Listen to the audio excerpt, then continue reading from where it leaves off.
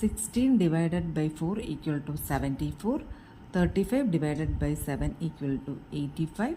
55 divided by 5 equal to 1011. ആയാൽ 49 divided by 7 എത്ര? അപ്പോൾ 16 divided by 4, അതിൻ്റെ ഉത്തരം 4. ഇനി 1ഉം 6ഉം കൂടെ കൂട്ടി 7. അതുപോലെ 35 divided by 7, ഉത്തരം 5. ഇനി 3ഉം 5ഉം കൂടെ കൂട്ടി 8. അതുപോലെ 55 divided by 5 11, 5ഉം 5ഉം കൂടെ കൂട്ടി 10. അങ്ങനെയാണെങ്കിൽ 49 divided by 7 equal to 7. 9 4 13, 137. Option B 137 ഉത്തരം.